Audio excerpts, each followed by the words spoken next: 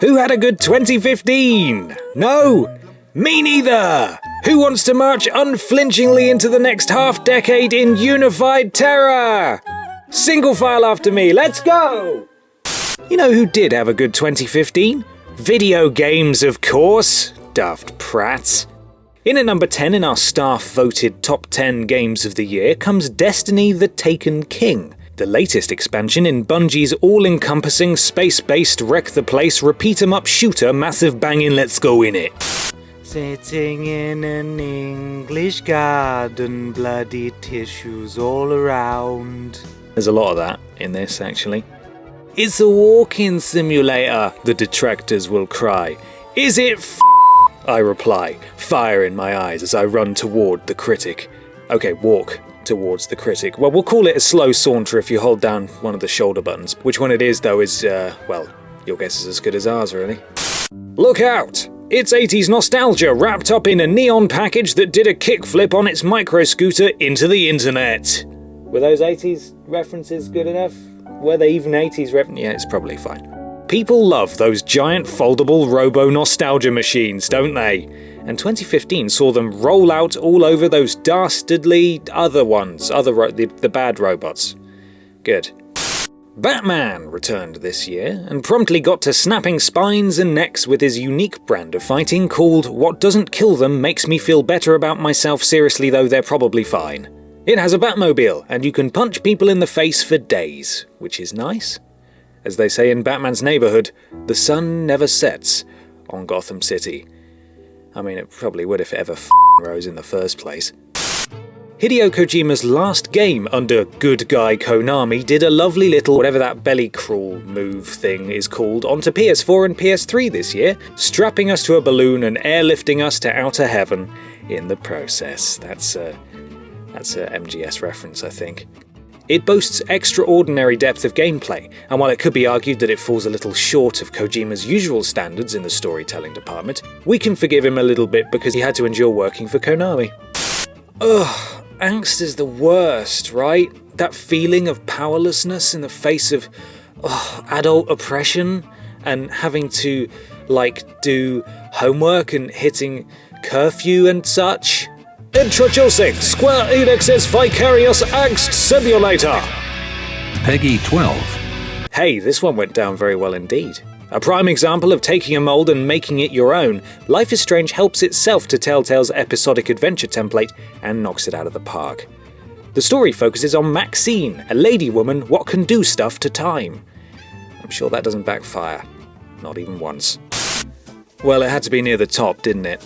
Easily one of the most anticipated games of the year, Bethesda had been sitting on Fallout 4 for a very long time before announcing it earlier this year. And you know what they went and did? They only bloody released it in the same year, nutters! I don't really know where to start gushing about this one, so I'll just list some things I liked.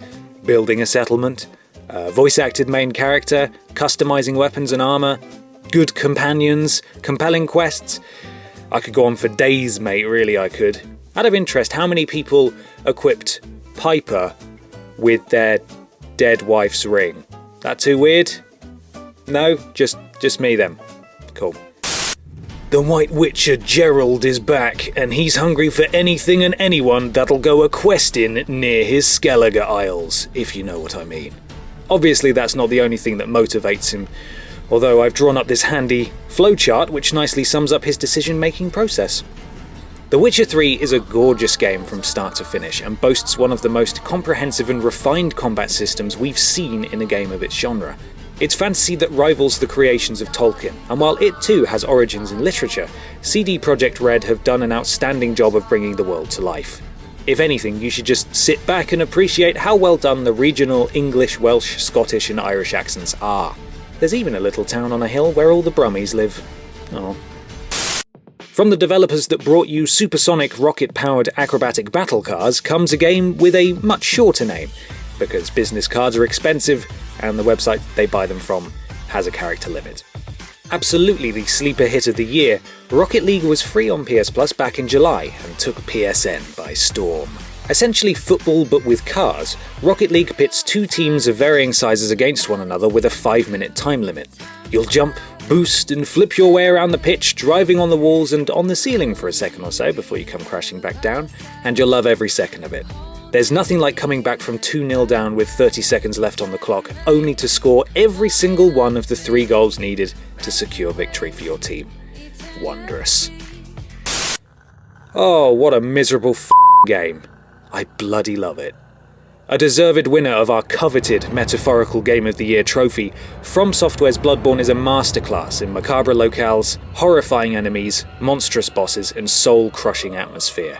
Series mastermind Hidetaka Miyazaki was back in control of the spiritual successor to the Dark Souls series, altering combat to produce a much faster, exhausting approach to eviscerating the beastly inhabitants of Yharnam. While shields are still available, a hunter's secondary arm of choice is now a gun, allowing for the staggering of enemies with a well-timed shot. It really is just so good. Yes, I wanted to throw my controller on the floor several times, and I did. I broke a controller playing Bloodborne, and I still love it.